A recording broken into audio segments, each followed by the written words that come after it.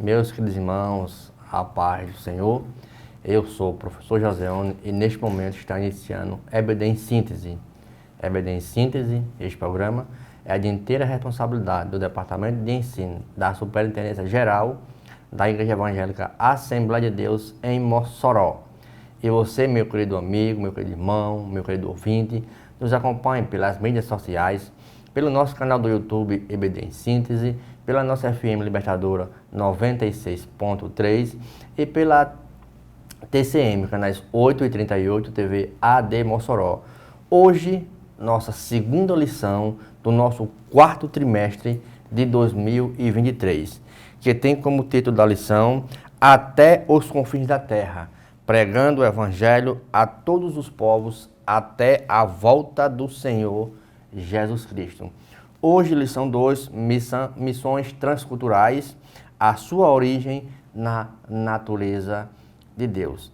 Temos aqui 3 tópicos. O primeiro tópico é a natureza missionária de Deus. Nesse tópico temos 3 subtópicos, que é a natureza missionária de Deus no chamado de Abraão. Temos a missão como atividade de Deus no mundo e o nosso modelo missionário. No tópico 2 nós temos o amor de Deus, princípio fundamental da história da redenção. Temos também 3 subtópicos, o amor de Deus, a redenção do Antigo Testamento e a redenção do Novo Testamento. Nosso tópico 3 tem como título a visão bíblica do caráter transcultural da missão. Temos também 3 subtópicos, um Deus missionário, a escolha de Israel e sua missão e a escolha da igreja. Nosso textuário se encontra lá em Gênesis capítulo 17, versículo número 4, que diz o seguinte: Quanto a mim, eis que o meu concerto contigo é, e serás o de uma multidão de nações. Verdade Prática diz o seguinte: o amor de Deus é a verdadeira motivação do crente para realizar a obra missionária. O texto de Gênesis 17 é interessante, que ela apresenta uma promessa de Deus a Abraão, no qual ele estabelece um pacto e declara que Abraão será o pai de uma multidão de nação, certo? A raiz hebraica dessa palavra no Antigo Testamento corresponde a concerto, a pacto, a aliança, que é diatec. Então, Deus estabeleceu uma aliança, uma promessa com Abraão, que ele seria um pai de uma nação numerosa que ia se estender por todo o mundo. Então, esta promessa, certo, que Deus fez a Abraão, é de significância e fundamental importância, certo, na narrativa bíblica, pois ele estabelece não apenas uma linhagem física, observem isso, certo, que culminaria em Jesus Cristo, mas também aponta para a inclusão dos gentios na bênção e salvação por meio da fé no próprio Cristo, certo? Então, Agostinho de Hipona, ele nesse texto, ele observou o seguinte, que por meio de Abraão, Deus esteve preparando o caminho para a vinda do Messias, que seria uma bênção para todas as nações. Olha só, através desse texto, o que os pais da igreja já pensavam. E João Crisóstomo, ele enfatizou que Abraão, por meio da fé, se tornou pai espiritual de todos os crentes. Olha só que maravilha, só nesse textuário temos uma gama de pais falando algo importante da parte da promessa do pacto de Deus com Abraão em obra missionária. Martinho Lutero também destacou a importância da promessa de Deus a Abraão como um exemplo de um princípio da justificação pela fé, ou seja, somos justificados pela fé. E é interessante que, na verdade prática, quando fala do amor de Deus, então o amor de Deus é a força mortis, certo, por trás da obra missionária. Se não fosse o amor de Deus, certo, ele envia o seu povo para compartilhar o evangelho, não por obrigação, mas por um amor profundo que temos a todas as pessoas e a todas as nações. É tanto que lá em João, capítulo 3, verso 16, que tem o texto-chave do nosso texto bíblico, que é porque Deus amou o mundo de tal maneira. Então, essa tal maneira, ela tem um significativo tão grande, tão profundo, que não dá para medir a quantidade desse amor. Então, Charles Spurgeon, ele enfatizou que o amor de Deus é a fonte de todo o empenho missionário. Olha só que homem já falava a respeito desse movimento missionário. John Stott, ele destacou que a missão não é apenas uma tarefa, mas uma expressão do próprio caráter de Deus. Olha que maravilha! Então, já iniciando aqui na introdução, ele deixou bem claro que nessa lição nós vamos estudar a respeito do desafio missionário para apresentar o Evangelho a outras culturas. Então, isso mostra o termo transcultural. Então, nós já vimos que o termo trans, na primeira lição, do que se refere, né? Mas, na lição 1, a palavra transcultural é você levar o Evangelho e enfrentar outras barreiras. E o mais interessante é que na lição do terceiro trimestre do ano 2000, ele já enfatizava uma quantidade de povos. Por exemplo, no terceiro milênio, começa com 6 bilhões de habitantes. E 1739 são de grupos étnicos, ou seja, nós vimos também na primeira lição. Então, 33% desse povo ainda não ouviram o Evangelho. Isso já no ano 2000. E diz assim, 2 bilhões de pessoas seguem o cristianismo, incluindo cristãos nominais. E 2 bilhões já ouviram falar de Jesus pelo menos uma vez. E 2 bilhões nunca ouviram falar de Jesus. Então, já em 2023, devemos se perguntar se essa quantidade é a mesma. Então, 27% da população mundial nunca teve acesso ao Evangelho e pouco menos o acesso a ele. O que acontece é que alguns tiveram apenas o conhecimento do Evangelho. Mas na questão fica a pergunta, aquelas pessoas que nunca ouviram o Evangelho, aquelas pessoas que estão entre os ribeirinhos, estão entre outras culturas, que nunca ouviram o Evangelho, aí eu vou pedir a sua atenção para que você leia Romanos, capítulo de número 2, versículos do 11 ao 15. Você vai entender, aqueles que não têm lei, eles praticam as coisas que são da lei. As coisas pelo seu entendimento, que chega do entendimento ao seu coração. Então, no mundo hoje, há 6,4 bilhões de pessoas vivendo em 234 nações. Isso é, nações geopolíticas. Mais de 16 mil grupos étnicos. Desses grupos, 6.600 permanecem ou nunca foram atingidos. Então, são muita gente que esse evangelho, ele precisa chegar. Então, a igreja do Senhor, ela precisa assumir um compromisso muito intencional, mais intencional na evangelização mundial. John Stott, mais uma vez, ele diz, a ação sem reflexão é o fanatismo em ação, mas a reflexão sem entrega é a paralisia de qualquer ação. O que ele quer dizer? A minha fé sem ação, ela é obra mortas, assim como diz o evangelista Tiago. Nosso primeiro ponto tem a natureza missionária de Deus. Vemos que lá em Gênesis, capítulo 12, versículos 17, capítulo 17, capítulo 22, Deus ele apresenta diversas promessas fundamentais feitas a Abraão. A primeira promessa declara que ele sairia de um nome para outro, seria de pai exaltado para pai de multidões, que se alguém desse ouvido a ele ou alguém abençoasse ele, ele também abençoaria aquelas famílias. A segunda promessa enfatiza que a sua descendência seria todas as nações, ainda mais seria abençoadas. Não seria amaldiçoada, seria abençoada. Então isso estabelece um padrão de bênção universal através de quem? De Abraão, como o nosso pai João Crisóstomo disse que ele seria pai de todos os crentes. Mas no chamado de Abraão, a gente imagina o seguinte, lá no capítulo 12, quando Deus diz a Abraão sair da sua terra, da sua parentela, ouvindo uma voz, não sabe para onde ir, não sabe onde morar, não sabe o que fazer, a não ser ouvir a voz de Deus. Então a gente vê e vemos essa natureza do chamado de Abraão, uma ação de forma marcante, porque o homem sai da sua terra sem direção, como a gente diz no popular, sem ele, sem beira, no nosso ditado, sem saber onde colocar os pés, mas Deus escolheu Abraão, um homem comum, para ser o canal através de qual ele abençoaria a todas as nações. Isso podemos ver também lá em Gálatas capítulo 3. Deus prometeu a Abraão uma terra, uma descendência numerosa e que ele seria pai do mundo inteiro. Então, comparando com outros personagens bíblicos, é interessante que Deus também chamou Moisés, chamou Isaías. Por exemplo, Moisés foi chamado para liderar um povo, o povo de Israel, para fora do Egito e para a terra prometida. Isso você encontra em Êxodo capítulo 3, versículos de 1 ao 10.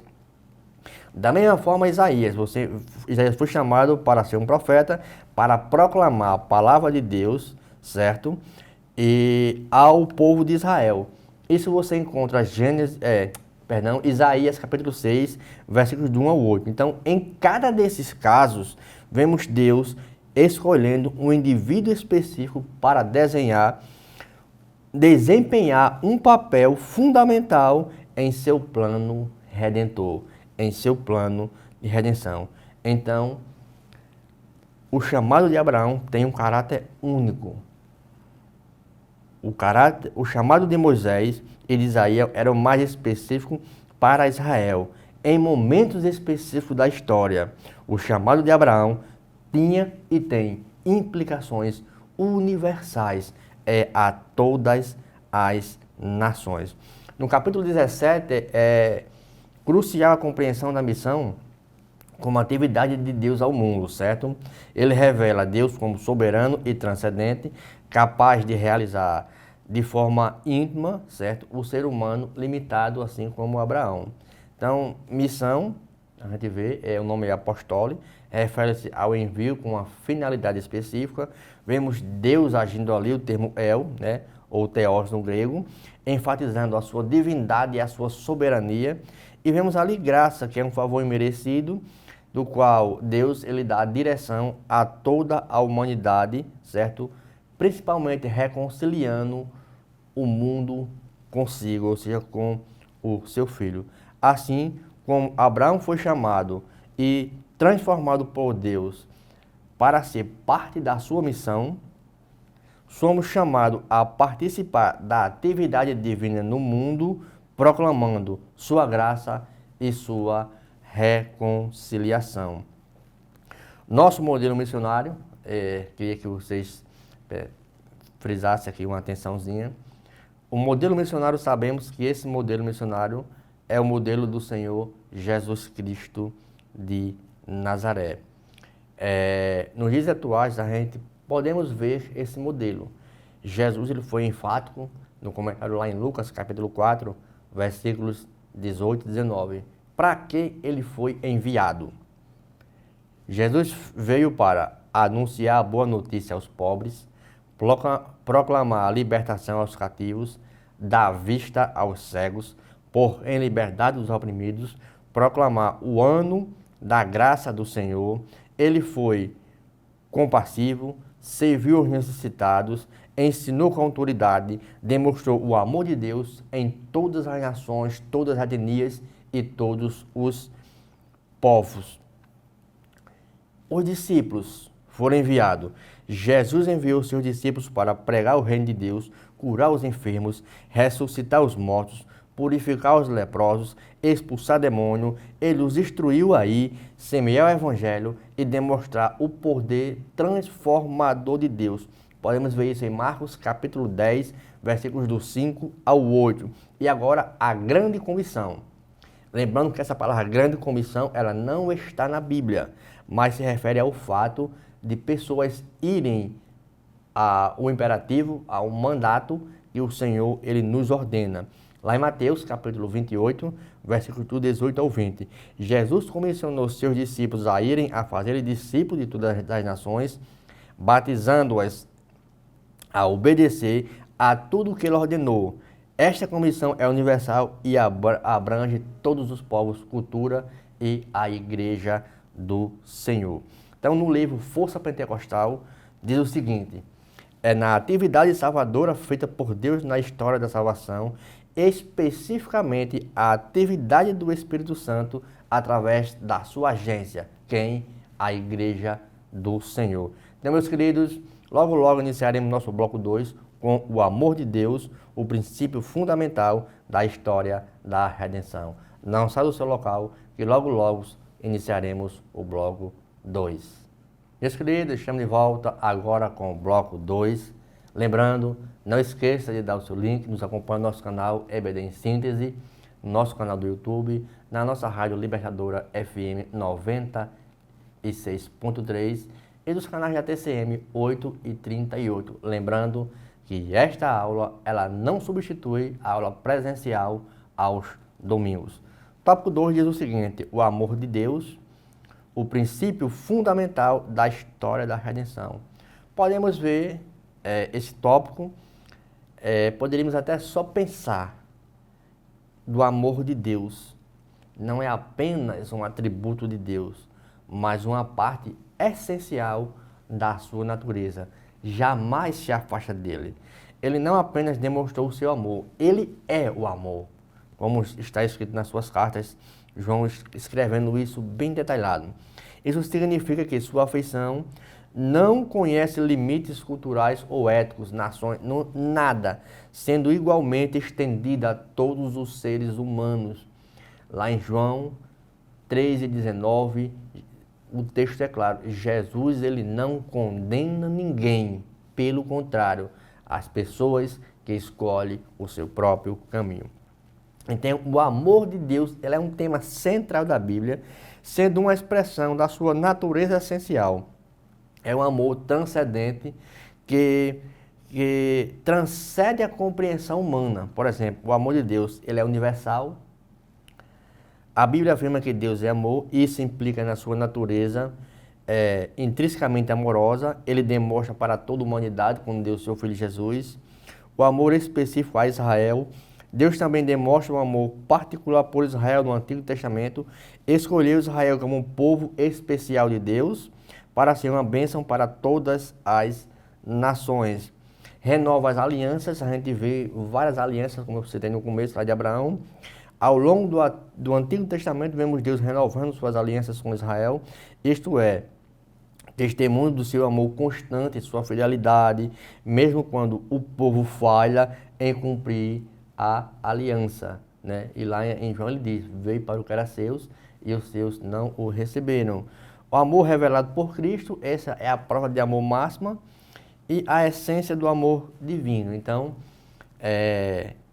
Edgar, ele escreve: o amor pode ser definido como uma qualidade de autotransmitir a natureza divina e leva Deus a buscar o bem maior que a posse mais completa de suas criaturas. Ou seja, ele dá o amor, mas o que ele pede em troca é só a nossa fidelidade. Então, no Antigo Testamento a gente vê essa fidelidade tanto na redenção no Antigo como no Novo Testamento. No Antigo Testamento a redenção está presente em diversas áreas sociais, né? Então a lição ela é mais específica e, por exemplo, tinha o resgate de escravos, isso é uma redenção, redenção de escravo. Era um ato de misericórdia e justiça. O Redentor pagava um preço, né, para libertar o escravo, permitindo-lhe recuperar sua liberdade e sua dignidade. Temos também a redenção das terras, temos também a redenção dos primogênitos e temos a redenção de vidas, né? Temos também no Novo Testamento o preço do resgate, que já foi Jesus Cristo ao se oferecer uma única vez lá na cruz. Então esse foi o preço do resgate. Temos a remissão dos nossos pecados, né? A redenção em Cristo traz a completa remissão dos pecados.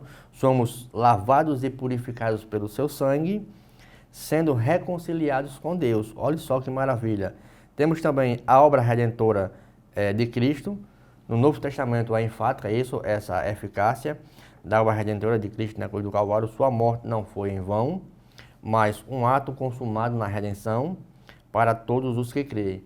E uma glorificação futura, né? Que nossa libertação quando chegarmos nas mansões celestiais.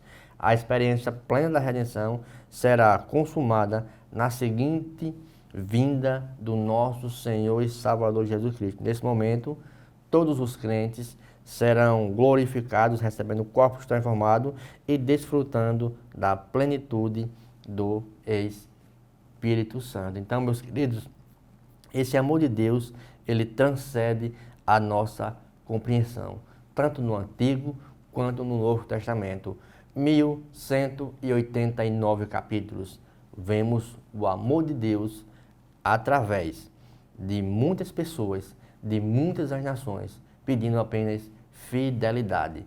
E quando chega o Senhor Jesus Cristo, que ele vem aqui à terra com o propósito de evangelizar, de mostrar o reino de Deus às pessoas, que era ele, mesmo assim as pessoas preferiram mais as trevas do que a luz. Nós somos sal e luz do próprio amor de Deus. Então, meus queridos, logo iniciaremos nosso bloco 3 com o tema visão bíblica do caráter transcultural da missão. Não saia, voltamos logo. Meus queridos, estamos de volta agora para o nosso final, bloco 3. Lição maravilhosa, lição muito exemplificativa, mostrando qual a visão da missão transcultural. Qual o sentido disso? Então, vimos diversos argumentos aqui mostrando o quanto essa lição ela é maravilhosa.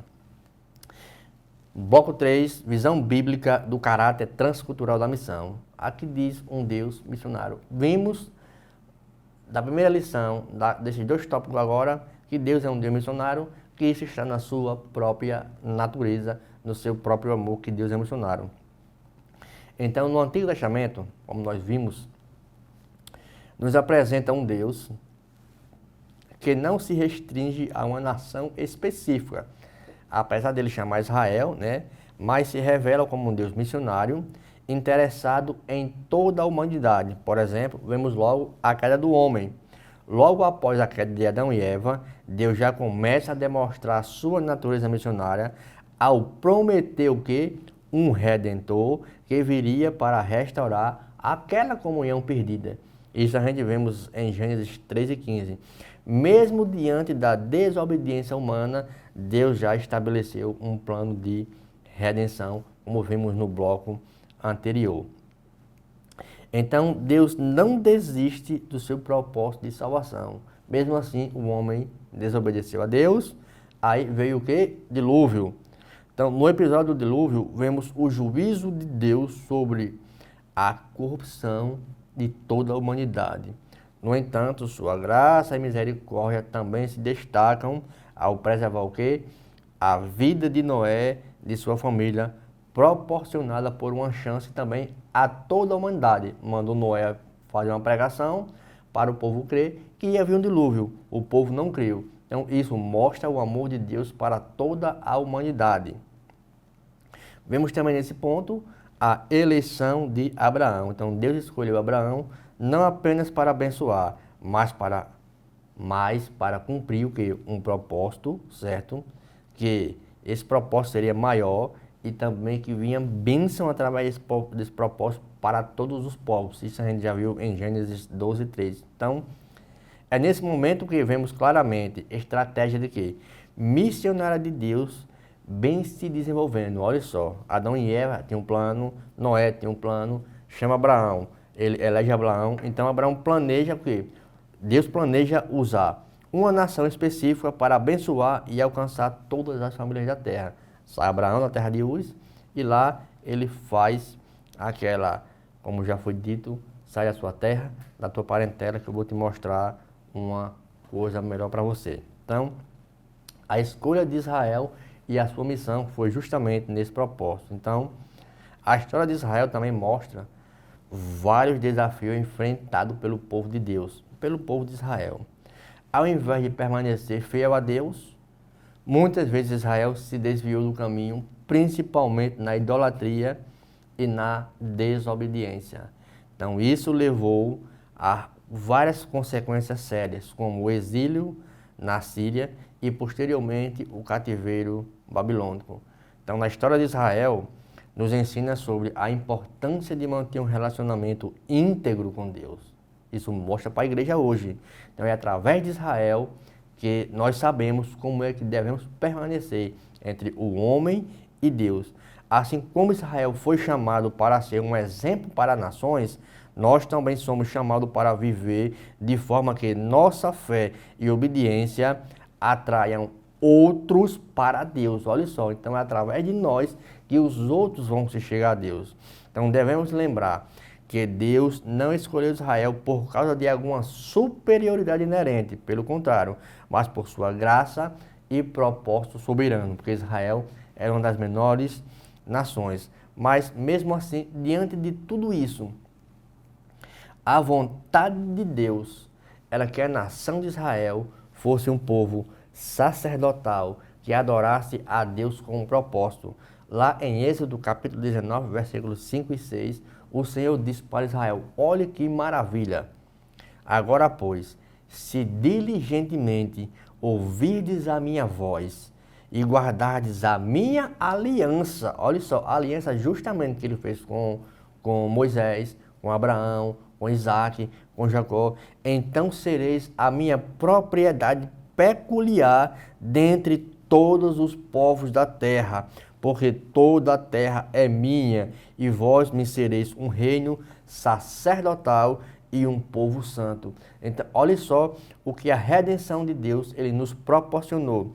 Apocalipse capítulo 1 e 6 diz assim: e nos fez reis e sacerdotes para Deus e seu Pai, e a ele glória e poder para todos sempre. Amém. Apocalipse 5 e 10 diz o seguinte: e para o nosso Deus o fizestes reis e sacerdote, e reinarão sobre a terra. Apocalipse ainda, capítulo 20, versículo 6, diz: bem-aventurado e santo aquele que tem parte na primeira ressurreição. Sobre este não tem poder a segunda morte, mas serão sacerdotes de Deus e de Cristo, e reinarão com ele durante 1000 anos. Então, Deus não escolheu ninguém por superioridade, mas porque viu um propósito soberano naquela pessoa. Do mesmo jeito que a igreja hoje tem esse papel de proclamar o nome do Senhor Jesus Cristo, tanto na minha pessoa, como no meu vizinho, meu quarteirão, no centro da cidade, onde eu trabalho, na escola, no Mossoró, Brasil, fora do Brasil, eu tenho que proclamar Cristo em minha vida. Então, o nosso subtópico 3, a escolha da igreja. Todos os crentes, independente de que for, são chamados a se engajar em uma missão transcultural como resposta ao amor de Deus. Nós vimos isso, que missão transcultural faz parte da natureza de Deus. O amor de Deus que foi demonstrado, e ele demonstrou, certo, ao enviar o seu Filho e comissionar os seus discípulos de motivar os seus seguidores a Cristo e compartilhar o amor do mundo. Isso Paulo escreveu na sua carta, em 2 Coríntios, capítulo 5, versículos 14 e 15.